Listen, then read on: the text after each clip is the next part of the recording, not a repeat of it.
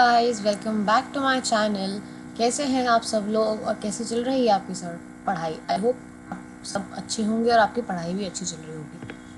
तो हम क्या कर रहे थे, हमने चैप्टर 6 स्टार्ट करा था और हम चैप्टर 6 में rate of change of quantities हमने कंप्लीट कर लिया था और उसके ऊपर मैंने आपको कुछ एक्स्ट्रा क्वेश्चंस भी करवाए थे।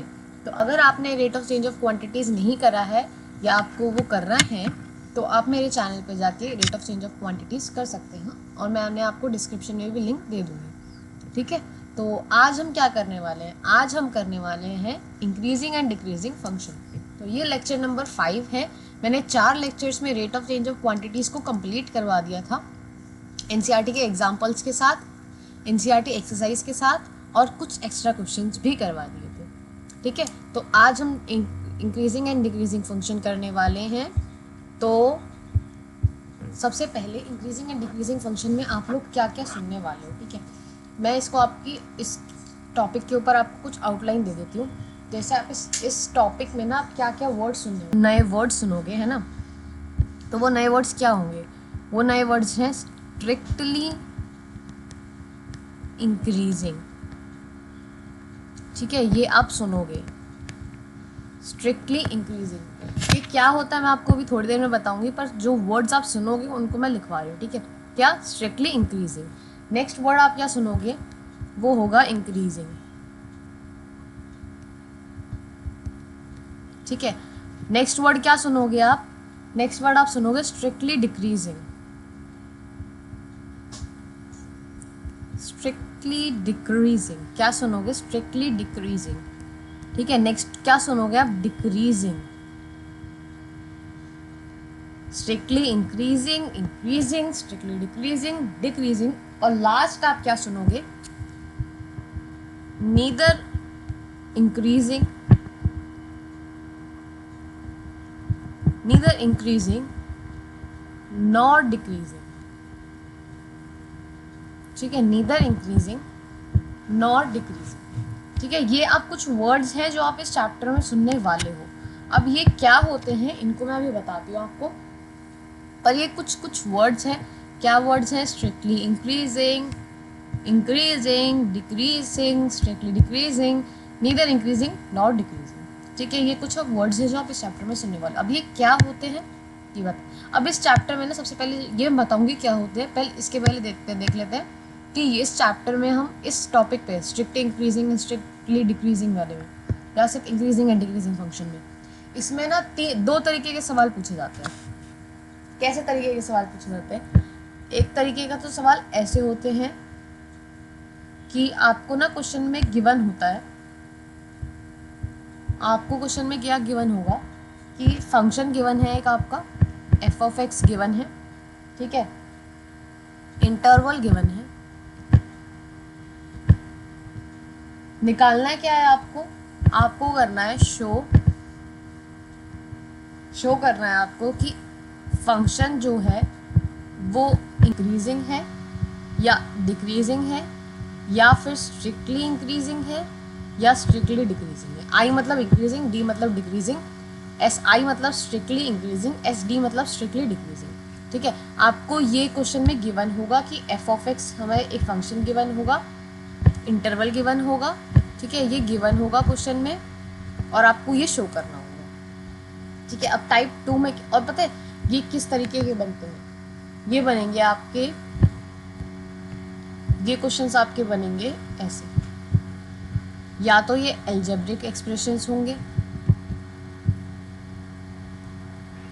या तो ये अलजेब्रिक एक्सप्रेशंस होंगे या फिर ट्रिग्नोमेट्रिक एक्सप्रेशन होंगे। क्या होंगे? Trigonometric expression.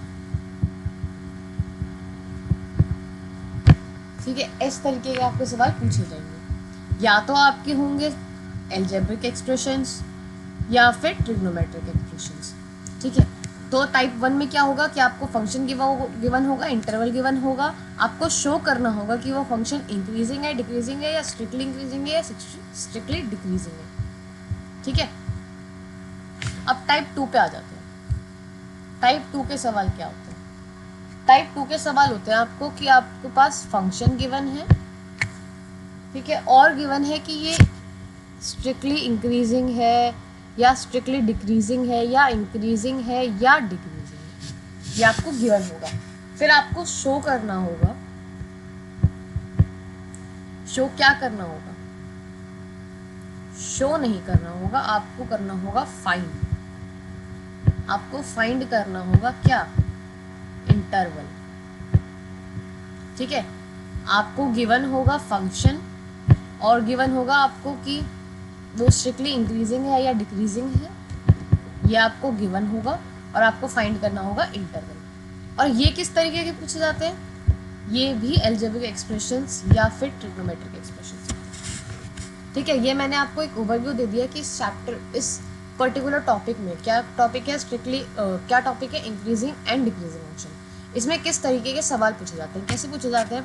टाइप 1 क्या है, जब आपको फंक्शन गिवन हो और इंटरवल गिवन हो और आपको शो करना हो कि आपकी फंक्शन इंक्रीजिंग है, डिक्रीजिंग है या स्ट्रिक्टली इंक्रीजिंग, स्ट्रिक्टली डिक्रीजिंग है। और टाइप 2 का सवाल क्या होता है कि आपको फंक्शन गिवन है कि वो स्ट्रिक्टली इंक्रीजिंग है या डिक्रीजिंग या इंक्रीजिंग डिक्रीजिंग है, या फिर वो आप फिर उसके बाद आपको क्या फाइंड करना है, इंटरवल फाइंड करना है। ठीक है, मैंने आपको बताया आउटलाइन, आपको मैंने बताया कि किस तरीके के सवाल पूछे जाते हैं। अब मैं आपको बताती हूँ कि ये स्ट्रिक्टली इंक्रीजिंग, ये मैं बोले जा रही थी strictly increasing, increasing, strictly decreasing, decreasing, ये क्या होता है। ठीक है, अब देखो, ये स्ट्रिक्टली इंक्रीजिंग फंक्शन का ग्राफ है ना, ये आपका ग्राफ है।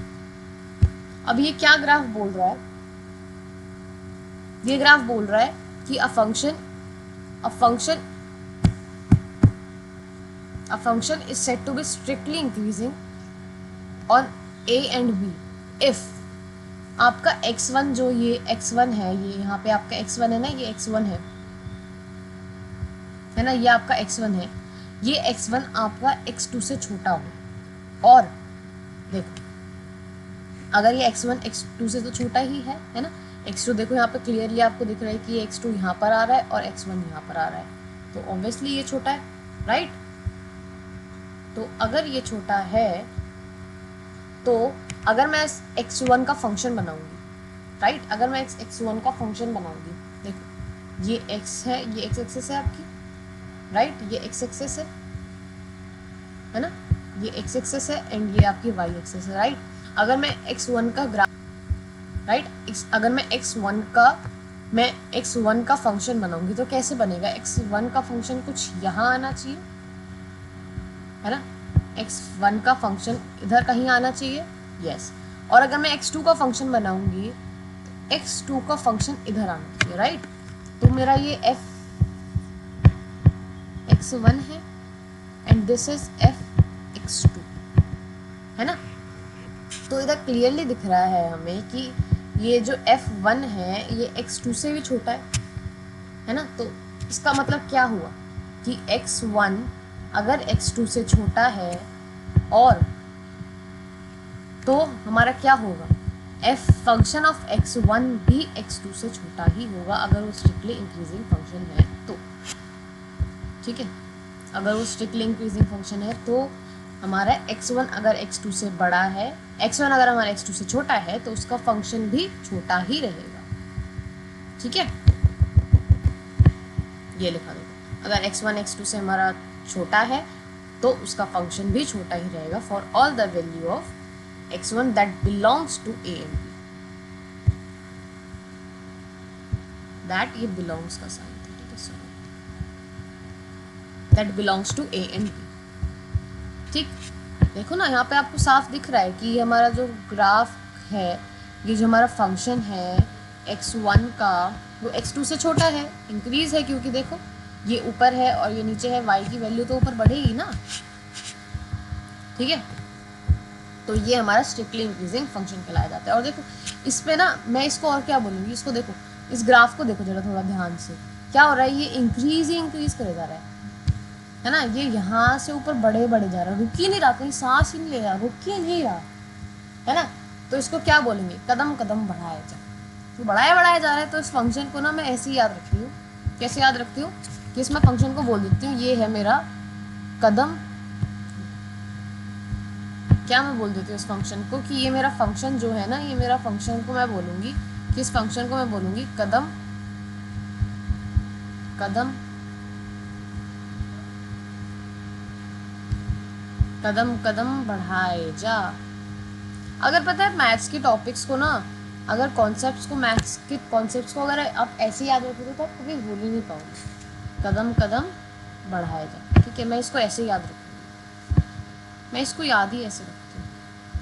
बड़ा इजी हो जाता है ऐसे मैथ्स के कॉन्सेप्ट को ना थोड़े फन वे में अगर तुम याद कर लिया तो भूल ही नहीं पाते उसे, ठीक है। क्या हो गया इंक्रीजिंग, स्ट्रिक्टली इंक्रीजिंग फंक्शन कि जब हमारा x1 की वैल्यू x2 की वैल्यू से छोटी है तो x1 का फंक्शन x2 के फंक्शन से छोटा ही रहेगा, ठीक है।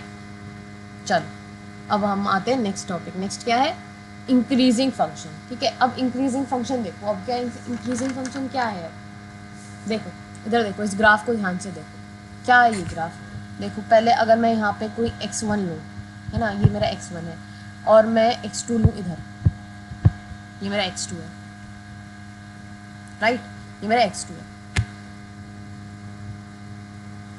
ठीक है। देखो मैं अगर x1 को इधर लूँगी और x2 को इधर लूँगी तो x1 का ग्राफ बनाओ ज़रा, x1 का फंक्शन बनाओ तो कैसे बनेगा, ये ऐसे जाएगा, राइट, और x2 का कैसे जाएगा, ऐसे जाएगा, है ना। तो इसमें क्या दिख रहा है कि x1 की वैल्यू छोटी है और x2 की वैल्यू बड़ी है, तो उसके फंक्शन की वैल्यू भी x1 के फंक्शन की वैल्यू भी छोटी होगी और x2 के फंक्शन की वैल्यू x1 के फंक्शन की वैल्यू से बड़ी होगी, है ना। ये भी उतना तो है ही, देखो ये इंक्रीजिंग फंक्शन है तो मतलब स्ट्रिक्टली इंक्रीजिंग फंक्शन तो रहेगा ही, है ना। मैं देखो भी नोट ही बताती हूँ आपको, रुको जरा, ये मैंने नोट इधर क्यों लिख रखा है ये भी बताऊँगी। पहले इधर देखो, ये x1 की वैल्यू हमारी, x1 की वैल्यू अगर यहाँ पे हम कुछ ले रहे हैं तो x2 की वैल्यू मैं इधर ले रही हूँ, राइट। तो x1 की वैल्यू यहाँ पे छोटी है और x2 की वैल्यू x1 से बड़ी है, राइट। तो x1 का फंक्शन x2 के फंक्शन से छोटा ही रहेगा, है ना। तो x1 का फंक्शन यहाँ पे आ जाएगा, x1 का फंक्शन क्या है मेरा यहाँ पे आ जाएगा, which is still smaller than x2's function. अब यहाँ पे पता है देखो कुछ ये क्या बोल रहा है, स्टेटमेंट जो लिखी पड़ी है, ये स्टेटमेंट क्या बोल रही है कि a function f of x is said to be increasing function on a and b if x1 is smaller than x2,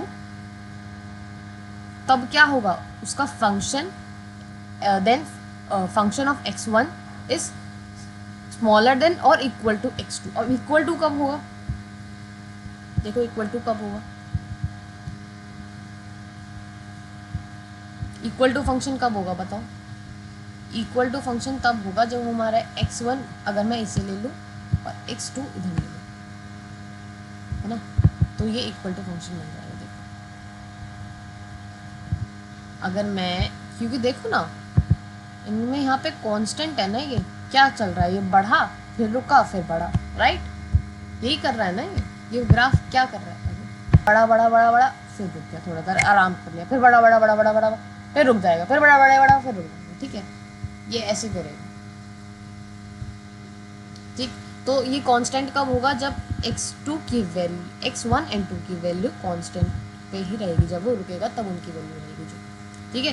तो इसमें क्या होगा, इंक्रीजिंग फंक्शन क्या होगा कि जब x1 और x1 smaller than x2 then function of f1 if then function of x1 is smaller than or equal to function of x2 for all x1 x2 that belongs to a and b,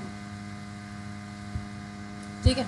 अब देखो मैंने यहाँ पे note क्यों लिखा है, ध्यान से देखना, ध्यान से सुनना कि जो स्ट्रिक्टली फंक्शन है ना, क्या बोल रही हूँ मैं बोल रही हूँ कि every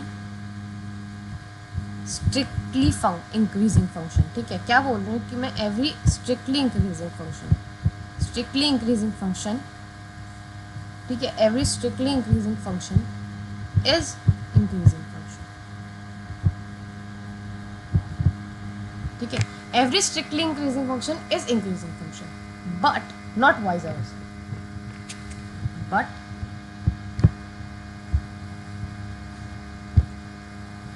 but not vice versa, मतलब कि हर स्ट्रिक्टली इंक्रीजिंग फंक्शन हो सकता है, पर हर इंक्रीजिंग फंक्शन स्ट्रिक्टली इंक्रीजिंग नहीं हो सकता। क्यों नहीं हो सकता? क्योंकि स्ट्रिक्टली इंक्रीजिंग फंक्शन तो वो है ना जहाँ पे वो रुके ही ना, बढ़े ही बढ़ता जाए। पर इंक्रीजिंग फंक्शन तो रुकता भी है ना, उसकी वैल्यू तो जीरो भी होती है ना, होती है ना, उसकी वैल्यू तो इक्वल टू भी रहता है ना, इधर इक्वल टू का साइन, राइट, इधर तो रहता है ना, तो ऐसे ही है कि every increasing function, strictly increasing function is increasing function, but not every increasing function is a strictly function. ठीक है, आगे समझ। चलो, स्ट्रिक्टली डिक्रीजिंग फंक्शन क्या होता है? अब क्या स्ट्रिक्टली डिक्रीजिंग फंक्शन क्या है कि अगर, ठीक है, तो ये क्या कह रहा है, देखो ये कह रहा है कि function is set to be function is said to be a strictly decreasing function on a and b if x1 is greater than x2 but उसका function is greater than x1, x1 is smaller than x2 but उसका function is greater than function 2। कैसे? देखो मैंने इसको नाम नहीं दिया ना, इंक्रीजिंग फंक्शन को मैंने नहीं नाम दिया। अब पता है इसको याद कैसे रखोगे? देखो, इस फंक्शन को क्या बोलेंगे? इस फंक्शन को मैं ऐसे याद रखूंगी, भागा, रुका। क्या नाम दूंगी मैं इस फंक्शन को? इसका नाम दूंगी मैं भागा, रुका, फिर भागा।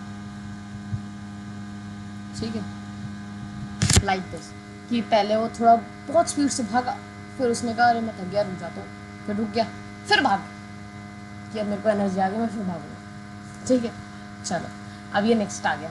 स्ट्रिक्टली डिक्रीजिंग फंक्शन क्या है? मैंने क्या बोला आपको कि जब हमारा फंक्शन, जब हमारा x1 यहाँ ये रहा है ना, कि x1 is greater then x2, is कि हमारा x1 is greater then x1 is smaller than x2 तो बड़ा ही है ना यहाँ, क्योंकि देखो नंबर लाइन पे इधर ये x वाली एक्सिस है पॉजिटिव वाली, तो यहाँ पे तो इंक्रीजिंग ही नहीं होगा ना, है ना, यहाँ तो सारी वैल्यूज इंक्रीज ही करती रहेंगी।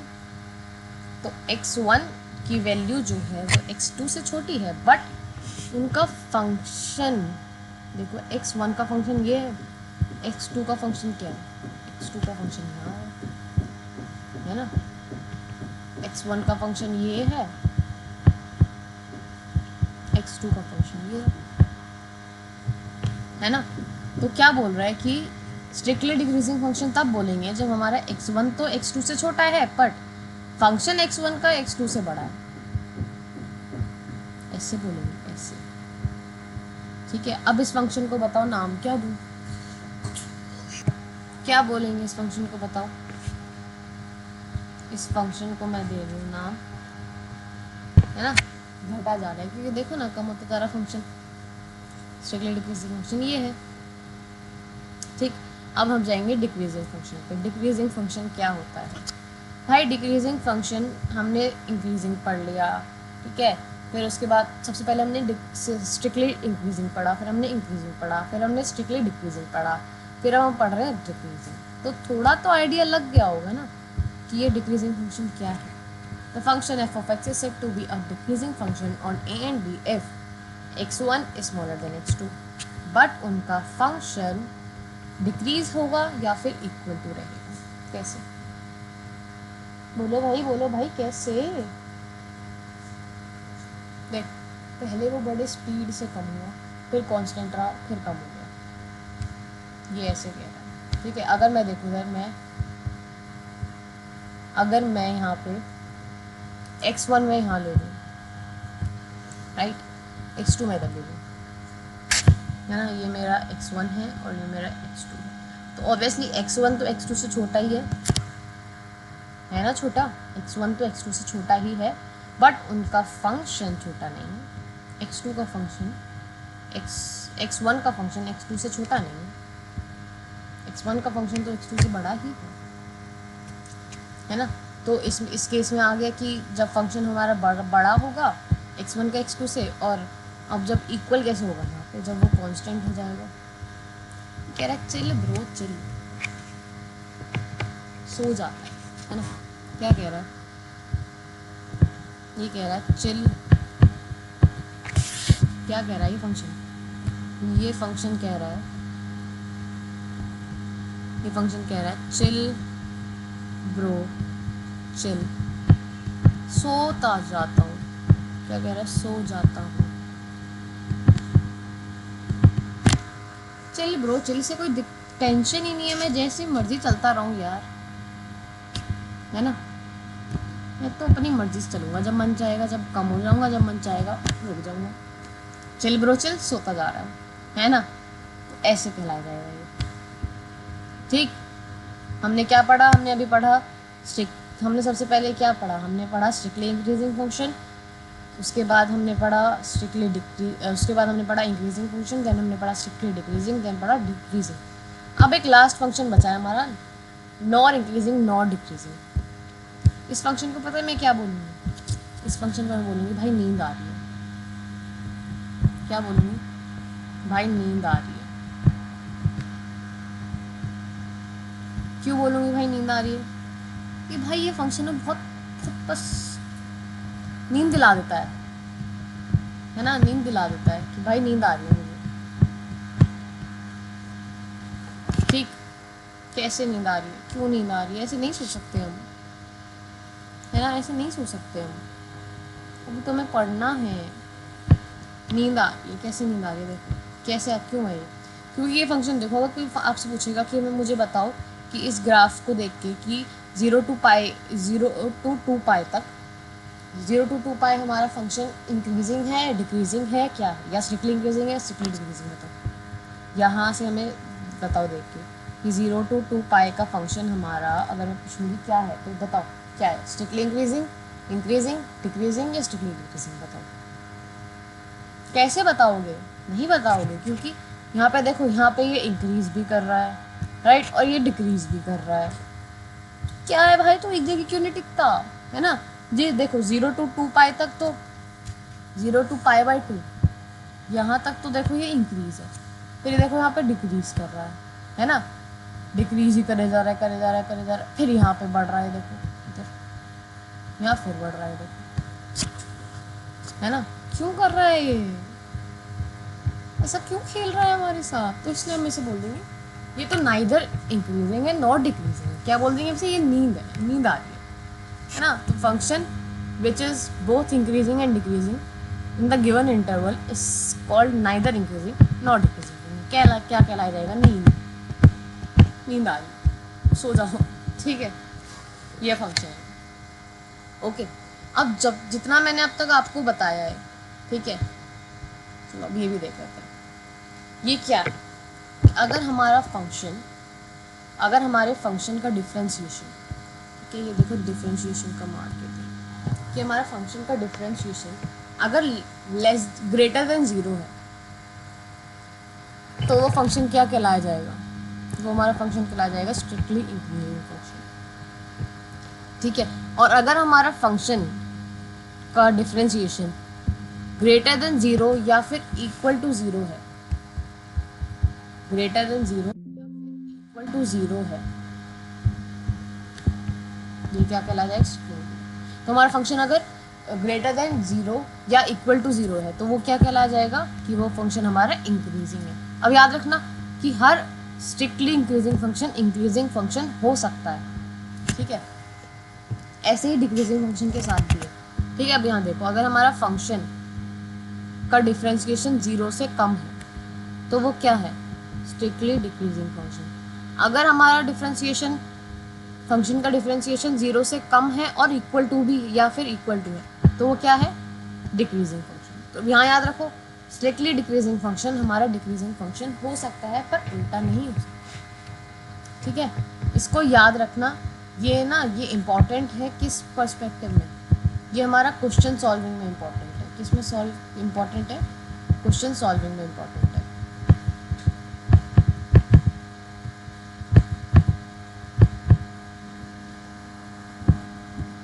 ठीक है, ये हमारा क्वेश्चन सॉल्विंग में इम्पॉर्टेंट है, इसको याद रखना, ठीक है। अब देखो, मैं जितना तुम्हें बताया है ना, ये चीज़ें तुम्हें हेल्प नहीं करेंगी सिवाय अभी लास्ट जो मैंने बताई, सिवाय इसके, और ये चीज़ें तुम्हें हेल्प नहीं करेंगी क्वेश्चन सॉल्व करने में, पर बतानी ज़रूरी थी ताकि कॉन्सेप्ट क्लियर रहे। ठीक है, अब देखो मैं तुम्हें कुछ एग्जाम्पल कराता हूँ।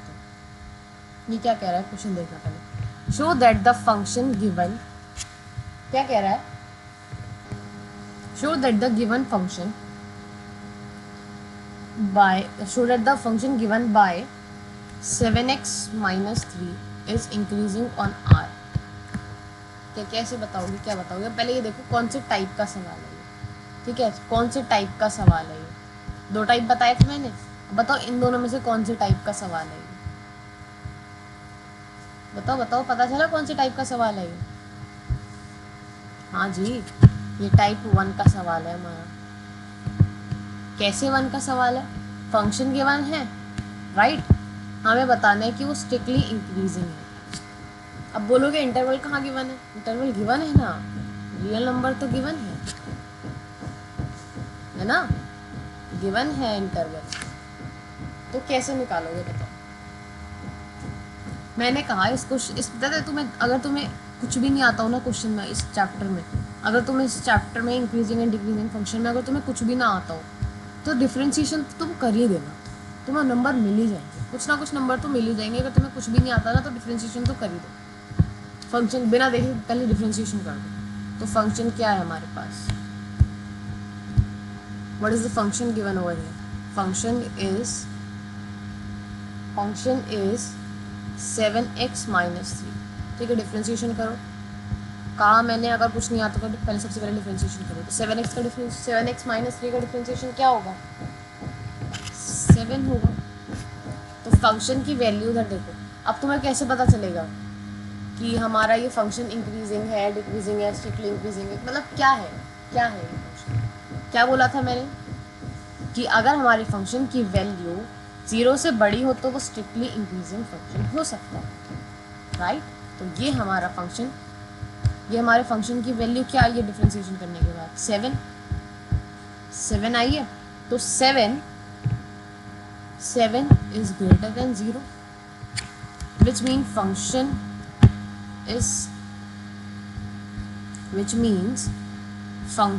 is strictly increasing, and we also know that strictly increasing function is also increasing function, is also increasing and solved। ठीक है, तो हमारे पास आंसर आ गया। Therefore क्या आएगा हमारे पास answer? Therefore f of x, which is 7x minus 3, is increasing on r,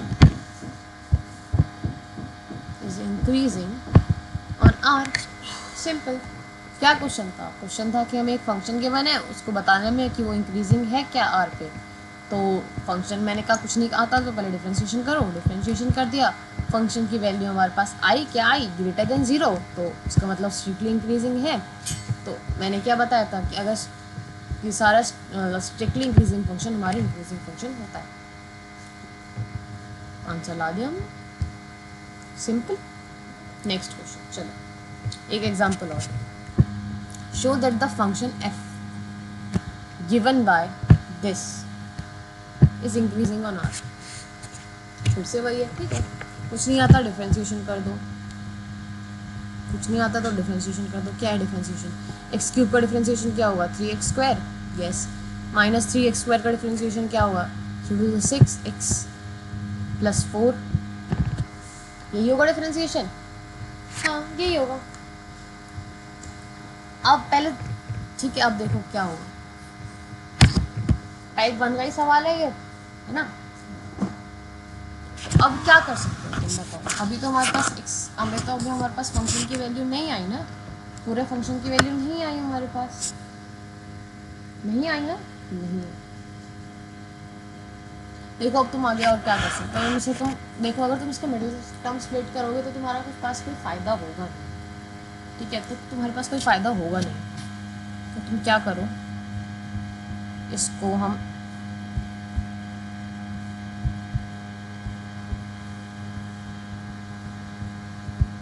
इसको क्या हम ऐसे कुछ लिख सकते हैं, क्या हम इसको ऐसे लिख सकते हैं? कैसे? 4 को क्या हम 3+1 लिख सकते हैं? हाँ लिख सकते हैं। तो क्या हम अब यहाँ से 3 को कॉमन ले सकते हैं? जी ठीक है, तो ले लो, कॉमन ले लो। 3 कॉमन आ गया तो यहाँ क्या बचेगा, x² - 2x + 1 एंड +1, राइट, यही बचेगा। हाँ तो अब देखो इसको ज़रा थोड़ा ध्यान से देखो, है ना, इस अंदर के टर्म्स को थोड़ा ध्यान से देखो, क्या ये कुछ बन रहा है? हाँ बन रहा है। क्या बन रहा है? देखो, x - 1 का square, x² plus x² + 1² -2ab -2x1, simply. तो हम इसको यहाँ पे लिख सकते हैं, क्या लिख सकते हैं कि ये है हमारे पास 3x² - 1, नॉट, इधर x² नहीं आएगा, यहाँ पे आ जाएगा x - 1 का स्क्वायर, है ना, आ गया। अब देखो, अब ना इस फंक्शन की वैल्यू को अगर तुम कुछ भी यहाँ पे पुट करोगे, कुछ भी करोगे, तो वो तो हमेशा पॉजिटिव ही आएगा ना, क्योंकि देखो स्क्वायर है, ठीक है, तो 3 हमारा पॉजिटिव है, इसकी जगह तुम कुछ भी वैल्यू पुट करोगे तो वो पॉजिटिव आएगी, हमारा 1 भी पॉजिटिव है, तो इसका मतलब क्या हो गया कि ये फंक्शन हमारा ग्रेटर देन 0 है ना, राइट। तो हम क्या बोल सकते हैं यहाँ पे, हम यहाँ पे बोलेंगे clearly f of x is greater than 0,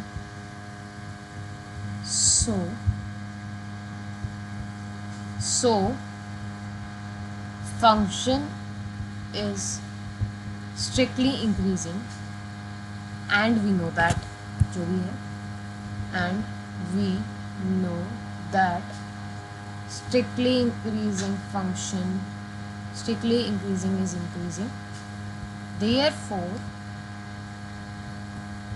function is increasing, therefore function is increasing, therefore function is increasing, ठीक है। क्या करा, कुछ भी नहीं करा, डिफरेंशिएशन करा सबसे पहले, फिर उसके बाद हमने 4 के फैक्टर करा। देखो अब हम मिडिल टर्म निकाल के कुछ फ़ायदा नहीं होता, तो मेरे से फैक्टर करने ही पड़ेंगे, ठीक है, बस। चलो नेक्स्ट क्वेश्चन पे आते हैं। अब ये देखो थोड़ा सा अच्छा क्वेश्चन है, क्या बोल रहा है क्वेश्चन क्या बोल रहा है, prove that the function given by cos x। देखो अब तक ये एल्जेब्रिक एक्सप्रेशंस में आ रहे थे, है ना, अब देखो एक ट्रिग्नोमेट्रिक एक्सप्रेशन में भी कर लेते हैं। सॉरी, क्या बोल रहे थे, prove that the function f of x is equal to cos x is decreasing, अरे भाई, function is decreasing, increasing in this, neither increasing nor decreasing in this। अब पता है इसमें हमारी सबसे पहले हेल्प क्या करेगा, सबसे बड़ी हेल्प हमारा करेगा, क्या करेगा, ACTS मेथड, ACTS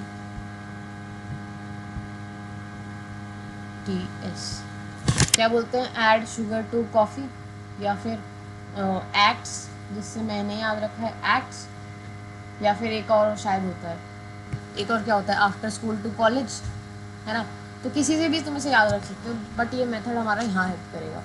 क्या है ये हमारे पास 0 to 2 पाई है ना, ये π/2 है, ये पाई है, और ये 3π/2, ठीक, अब तुम सबसे पहले क्या करना है, तुम्हें डिक्रीजिंग फंक्शन बताना है ना। तो सबसे पहले सारे काम छोड़ दो, सबसे पहले क्या करोगे भाई तुम्हें कुछ नहीं पता, तुम क्या करोगे, फंक्शन को डिफरेंशिएट कर दो।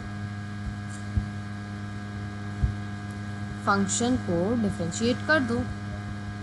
ठीक है, आज के लिए ये लास्ट क्वेश्चन होगा, बाकी फिर हम नेक्स्ट क्लास में करेंगे। ठीक है, तो ये क्या है, cos x, फंक्शन को डिफरेंशिएट करोगे तो क्या रहेगा, फंक्शन को डिफरेंशिएट कर दिया यहाँ पे हमने, क्योंकि देखो f डैश x लगाया हमने, तो cos x का डिफरेंशिएशन क्या होगा, माइनस का sin x, है ना। तो अब क्या बोल रहा है, कहाँ बताना है हमें, 0 पाई टू पाई में, तो 0 टू पाई, यहाँ पर देखो 0 टू पाई, तो इधर साइन की वैल्यू क्या होती है, इधर से इधर तक साइन की वैल्यू पॉजिटिव ही रहती है, तो क्या लिखेंगे हम, in 0 to pi sine x is greater than 0, है ना। बट फंक्शन क्या है, फंक्शन हमारा इक्वल टू थोड़ी है, फंक्शन हमारा, अरे यार ये रिजल्ट क्यों आ जाती है, अरे फंक्शन हमारा क्या है, फंक्शन हमारा लेस देन 0 है, इन 0 टू पाई, क्योंकि नेगेटिव आ रहा है ना बच्चे, तो मतलब लेस देन 0 है, therefore f of x is equal to cos x, हमारा फंक्शन है, इज क्या होगा, बताओ, फंक्शन तो हमारा डिक्रीजिंग है ना, तो फंक्शन डिक्रीजिंग होता है तो क्या होता है, स्ट्रिक्टली डिक्रीजिंग है, स्ट्रिक्टली डिक्रीजिंग हमारा डिक्रीजिंग फंक्शन होता है। प्रूफ। ठीक है, आज मैंने आपको इसका फर्स्ट पार्ट ही कराया, टाइम ज़्यादा हो गया है, तो बाकी के दोनों पार्ट हम नेक्स्ट क्लास में करेंगे। ठीक है, तब तक के लिए आप ट्राई करना, इसी तरीके से होंगे जैसे मैंने फर्स्ट पार्ट बताया, आप सेकेंड पार्ट ट्राई कर सकते हो, थर्ड पार्ट मैं आपको बताऊंगी नेक्स्ट क्लास में। ओके, ट्राई करने को आप दोनों पार्ट ट्राई कर सकते हो, बट अगर नहीं हुआ तो कोई दिक्कत नहीं, मैं दोनों कराऊंगा, ये हम करेंगे नेक्स्ट क्लास में। ठीक है, नेक्स्ट क्लास में करेंगे हम। आज हमने क्या करा, आज हमने करा है इंक्रीजिंग डिक्रीजिंग फंक्शन की स्टार्ट, उसका मैंने इंट्रो बताया, आपको 2-3 एग्जाम्पल्स करवा दिए एनसीईआरटी के। अब हम इसके एग्जाम्पल 9 से हम 9th के बी पार्ट्स बी एंड सी को हम कल कंटिन्यू। ओके, तब तक के लिए बाय।